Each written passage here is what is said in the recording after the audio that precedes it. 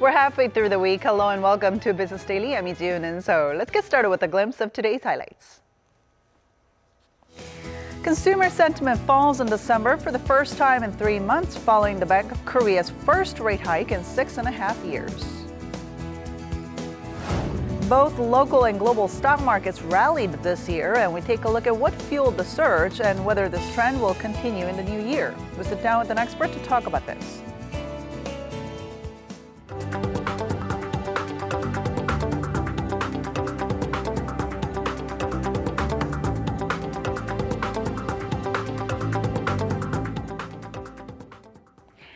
Korea's consumer sentiment fell in December for the first time in 3 months after the Bank of Korea hiked its key policy rate for the first time in more than 6 years. Our Kim Hae-sung starts us off.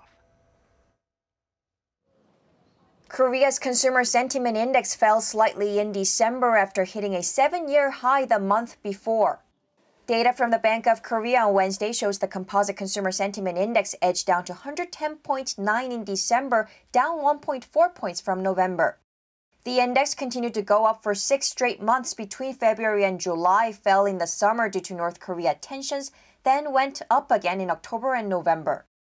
The central bank said the index fell in December mainly as households with debt were pessimistic about their economic conditions after a rate hike in late November. The Bank of Korea raised its key interest rate for the first time in more than 6 years from a record low 1.25% to 1.5%, kicking off a policy tightening cycle on the back of the country's export-driven economic recovery. Consumer sentiment regarding current living standards and their future outlook also edged down 2 points and 1 point respectively from the previous month to 94 and 103. Expectation for the inflation rate over the next 12 months, however, remained unchanged from November, standing at 2.5%. Kim Hae-sung, Business Daily. With only a few days left on the calendar, the Korean government has published an online database of rule changes that will take effect starting January 1st. Among those outlined by the Ministry of Strategy and Finance include a markup of the minimum wage. The minimum wage a worker should be paid, regardless of whether they are temporary or foreign workers, will be $7,531 per hour. Now, that's equivalent to $7 and represents an increase of 16% from this year's level. The new year will also bring higher taxes for high-income earners and corporations. The upper ceiling for those with an annual income of $465,000 or more will reach 42%, and for corporations, 25%. The upper limit on interest rates for loans will be cut to 24%. Meanwhile, multiple homeowners who are looking to sell their property in the new year could see additional surtaxes. President Moon Jae-in chaired the first meeting of his committee on Korea's low birth rate and aging population today. Highlighting the nation's super low birth rate, the president said now is the final golden hour to save the nation from an impending population crisis. Our Moon Gun-young has the story. For the first time ever, South Korea has more old people than young people. With seniors on the verge of making up 14% of the population, South Korea is on the cusp of becoming an aged society, a threshold that it's reached much quicker than other developed countries. At the same time, Koreans are still not having enough babies. This, the Moon government believes, can only be solved not by setting target numbers, but by addressing the causers of the low birth rate trend and thinking outside the box. The population problem most definitely cannot be solved if we stick to the way it's always been tackled. That new idea beyond a conventional thought, free of past policies, focuses on women, and not just encouraging women to have more children, but to zero in on women and their quality of life. Chairing the first meeting of the 6th Presidential Committee on Low Birth and Aging Society, the South Korean president called all previous policies failures, noting at current birth rate, the nation will begin to see its population decrease in less than 14 years. 심각한 인구 위기 이 상황을 우리가 해결할 수 있는 마지막 골든 타임 이 지금이라고 생각합니다. 그 골든 타임을 살려내는 것이 우리 위원회가 할 일이라고 생각합니다. To that end, the Presidential Committee presented its 4 key policy initiatives: creating a society where women can achieve work-life balance, creating jobs that are not only stable but guarantees equal pay for equal work for women, reforming various sectors of society and providing more support for children and their families. 여성이 결혼, 출산, 육아하면서도 자신의 일과 자신의 삶을 지켜나갈 수 있도록 해주는 것. 이것이 근본적인 저출산 고령 사회의 대책이라고 생각합니다. The South Korean president who came into office with his signature slogan, People First, has now added another bit to it. People come first. Children are the future. Moon Gun-young, Business Daily. New data show that Korea's rapid economic recovery this year was mostly led by gains in the semiconductor and petrochemical industries. It was also helped by a rebound in consumption in the fourth quarter. Our Kim Ji-yeon tells us more. Data released by the Bank of Korea on Tuesday shows the country's terms of trade improved in November from the year before on rises in exports of electronic goods and precision equipment. The terms of trade index for products, which measures the amount of imports Korea can purchase for each unit of exports compared to other countries, has increased by 0.2% from the year before to reach 101.5 in November. Other data from the BOK shows domestic consumption in most of the country rebounded in Q4, mainly due to an increase in tourists during Chuseok, Korea's Thanksgiving holiday. Facility investment in semiconductors, machinery, and medical supplies has also increased, while output in manufacturing decreased in the shipbuilding and automobile sectors during the fourth quarter. Data for 2016 released by Statistics Korea and the Korea Customs Service shows the amount of exports in that year dropped 6% compared to 2015 to reach $494.3 billion in 2016. This has been attributed to sluggish exports that year among the country's main exporters in the shipbuilding, automobile, and petrochemical industries. The data also suggests the drop in international oil prices in 2016 had led to recessionary trade surplus as imports plunge. An official from the BOK forecasts Korean exports to continue to rise on semiconductor exports next year. Kim Ji-yeon, Business Daily. A recent report shows that ever since U.S. President Donald Trump came into power, there has been a wave of trade wars between American firms and their foreign competitors. The Washington Post released on Tuesday its analysis of U.S. Commerce Department data, which found that 23 new trade disputes had been initiated since January of this year. This makes 2017 the busiest year for tariff cases in more than 15 years. It also reports that the new cases target trade between the U.S. and 29 other countries, the most in any year since 2001. One of those countries is Korea, with Samsung and LG Electronics being hit with anti-dumping duties following a safeguard petition by U.S. appliance firm Whirlpool. The surge in complaints comes amid Trump's push for his so-called America First policies.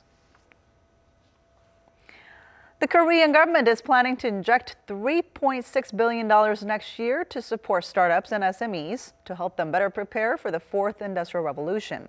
That is up 4.2% from the budget allocated for this year. Announcing next year's budget plan for small companies, Minister of SMEs and Startups Hong Jong-hak stressed the administration's focus on boosting growth through job creation among SMEs. Half of the total budget is allocated to supporting the youth startup movement at $1.8 billion. The plan also allows smaller firms to secure loans more easily and at lower interest rates at around 2 to 3% for a mid to long-term loan between 5 and 10 years. The final hearing in the appeals trial of Samsung's de facto leader Lee Jae-yong has gotten underway just a few hours ago. Lee has been implicated in a huge power abuse scandal that rocked the nation last year, which led to the impeachment of former President Park Geun-hye. Our Lee Ji-won tells us more. The final hearing in the appeals trial of Samsung Electronics Vice Chairman Lee Jae-yong is currently underway at the Seoul Central District Court. The independent counsel team will be making their second demand of a lengthy jail term for the tech giant's heir apparent at the trial. changes have been made to the petition for appeal as new evidence was added, including text messages and call logs between the former senior presidential secretary for policy coordination An Jong-bum and Samsung Electronics executives. The text messages discuss Samsung's purchase of horses, which were allegedly given to former President Park Geun-hye's longtime confidant Choi Soon-sil's daughter as a form of bribe. The verdict of the final trial is expected to come out in January. At the first trial, the prosecutors had requested 12 years of prison for Lee, and though the court found Lee guilty of all 5 charges, including bribery and embezzlement, it only sentenced him to 5 years behind bars back in August. The Samsung heir allegedly gave or planned to give a total of $38 million to former President Park and her longtime confidant Choi. The prosecution claims that in return, Yi secured government support for the merger of 2 company units, through which he cemented his position as the next boss of Samsung Group. But Yi's lawyers claim that such decisions were only made as Samsung feared the former president's retaliation. Lee Ji-won, Business Daily. Samsung Electronics Chairman Lee Gun-hee's stock holdings rose by nearly $3.7 billion this year, backed by the tech giant's strong performance on the local stock index. According to Market Tracker CEO Score, as of Friday, Lee was in ownership of some $16.8 billion worth of stocks. That figure makes Lee the only Korean national whose stock holdings are valued at more than 10 trillion won, or roughly $9.3 billion so far this year. President of Korean cosmetics firm Amore Pacific's Heo Kyung-bae was ranked second on the list, holding $7.5 billion worth of shares. Lee Jae-yong, Lee Gun-hee's only son and Samsung Electronics vice chairman, came in at third with $7 billion. So I think it's fair for us to say that Korea's stock market went through the roof this year, setting numerous records despite threats from North Korea and THAAD retaliations from China. Not only was it a good year for the local stock market, equities abroad rallied as well on the back of the ongoing global economic recovery. With that, let's take a closer look at how Korean and major global stock markets performed in 2017. It was a year to remember for Korea's stock markets. The country's equity market has been ranked the 5th best performer among the G20 nations, up 9 notches from last year, as improved corporate performance attracted more foreign investors to local stocks. The Kospi hit a record high of 2241.24 on May 4th, despite political uncertainties surrounding the impeachment of former President Park Geun-hye. The main bourse subsequently topped the 2450 mark in July, before falling back down to 2330 in early September, when North Korea conducted its 6th nuclear test. But it bounced back after the Chuseok holiday in October, soaring to an all-time high of 2561.63 during intraday trading on November 2nd. In fact, during the first 3 quarters of 2017, the combined operating profits of all firms listed on the Kospi surpassed 120 trillion won, or roughly $110 billion, up more than 27% on year. The secondary Kosdaq market also turned bullish starting in October, hitting an intraday peak of 803.74 on November 24th, which was a 10-year high. And the rally wasn't just limited to the local stock markets, with equities across the globe trending higher all throughout this year. The Dow Jones Industrial Average gained more than 5,000 points in a single year for the first time in history, while Chinese stocks have also been surging despite concerns over tighter regulations and slowing economic growth. So, with a stellar year for markets worldwide coming to an end, what can we expect in the year 2018, and will the current stock rally continue? And to tell us more about this, global strategist Daniel Yu from Kium Securities joining us in the studio today. Thank you for being here with us. Pleasure to be here. All right, so like we heard in the report, the Kospi and the Kosdaq both had quite a year. So tell us more about how local stock markets did in 2017. Okay. If you look at Korean equity markets, it had a great run of this year.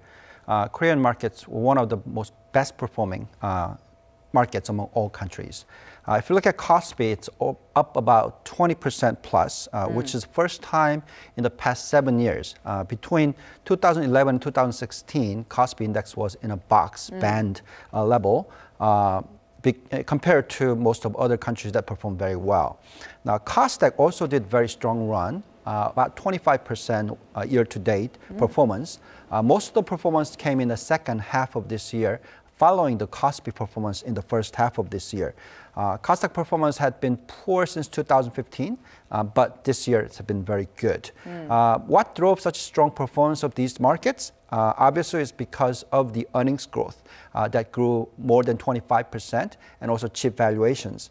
If you look at Korea, Korea is still the cheapest valuation multiples amongst the all markets, with a P multiple of around 10 times for Kospi and about 20 times for Kosdaq. If you compare it to the global average, it is around 18 times. And also, if you look at the growth indices such as NASDAQ and other JASDAQ and Shenzhen index, it's at 30 times plus. So still, Korea is very cheap on the relative valuation level.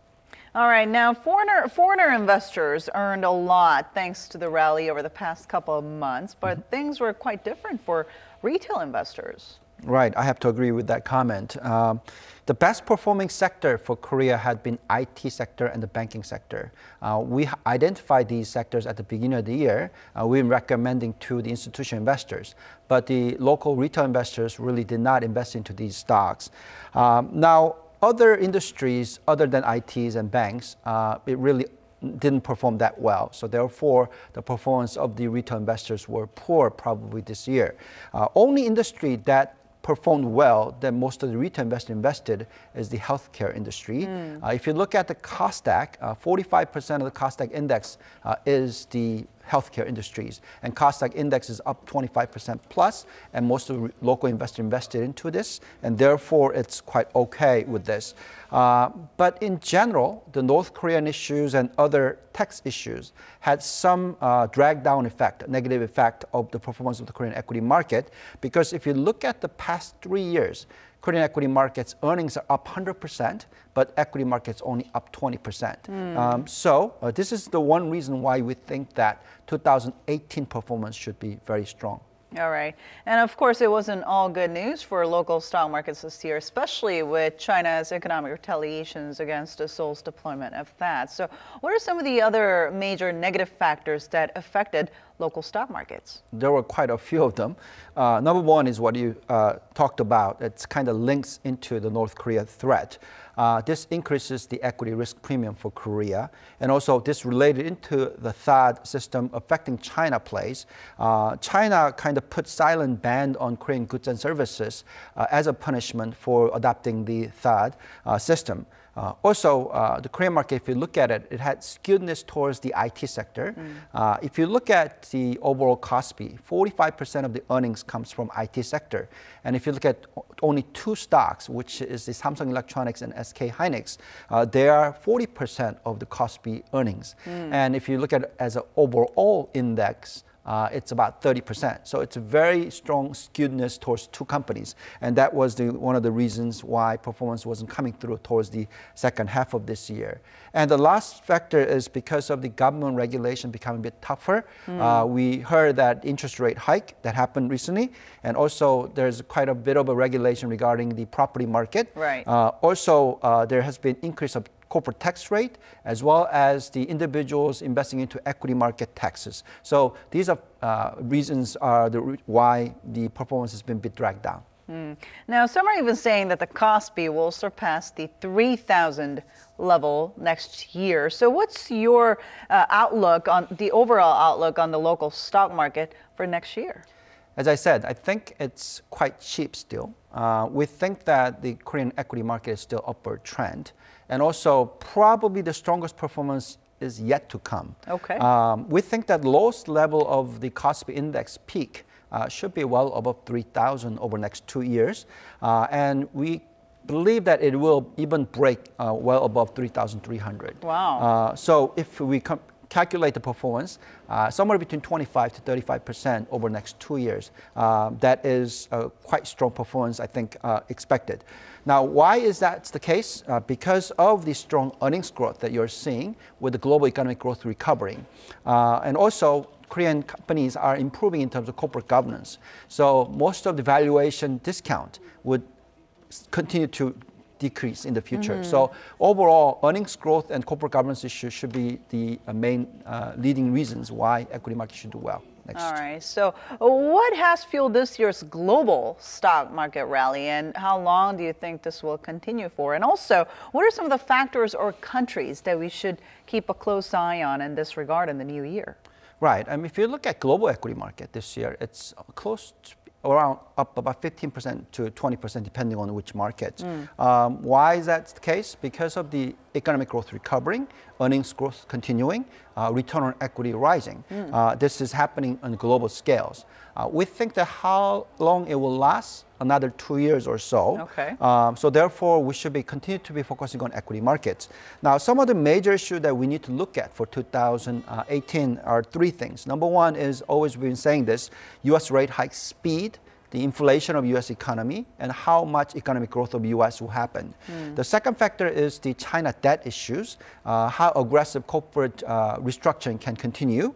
And then the third is how much of the liquidity that is piling into the Bitcoin investment could go into the equity market. So these factors should be the main issues that we have to look at. Also, one thing that we need to look at is the oil price. Okay. Oil prices are steadily going up. We expect the band to rise to $55 to $65 per barrel from previous $40 to $50 barrel level. So if this happens, the energy sector should be one of the best performing sector in 2018. We think that in our calculation, equity market is the place to be amongst the various other asset classes. And we estimate that global equity market should rise around somewhere between 15 to 20% again next year, 2018. And also Kospi should be topping that to somewhere between 20 to 25% upside. All right. Thank you so much for your wrap up and outlook today, and Happy New Year. Happy New Year.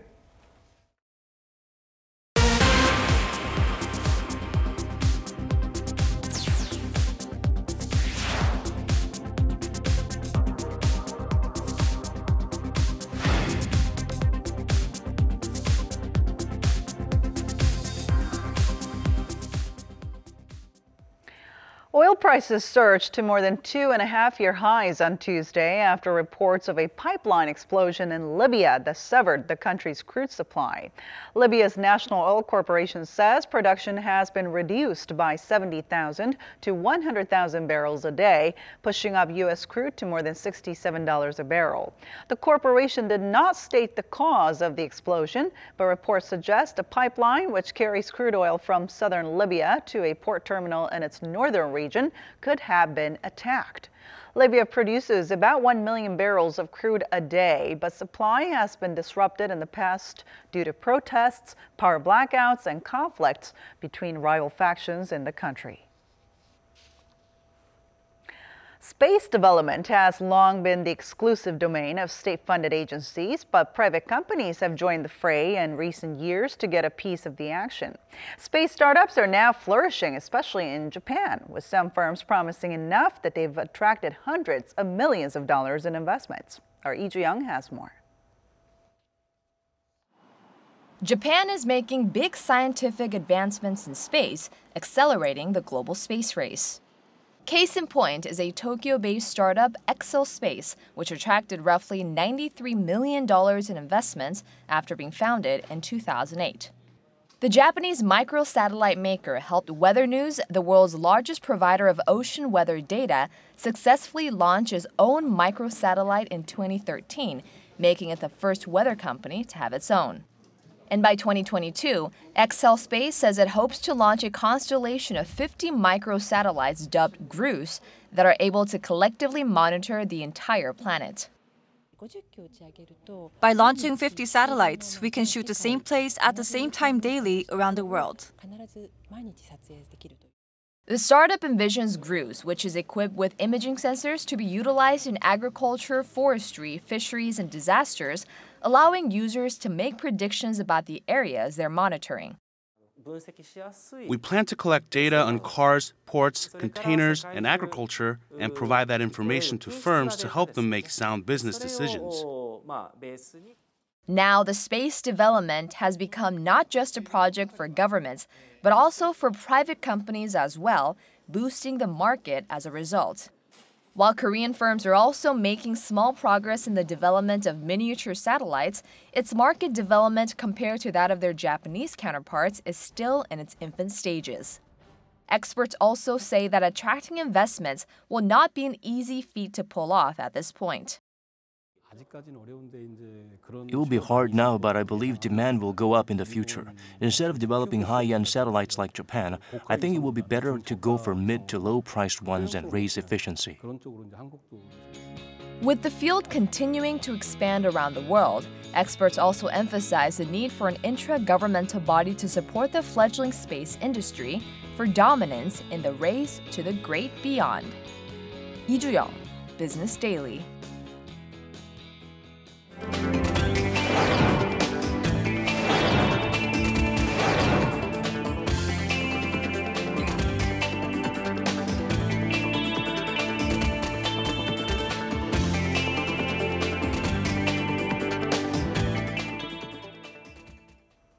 And that brings us to the end, but we'll be back tomorrow with more of the day's top business stories, so don't forget to tune in then. Thanks for watching, and see you soon.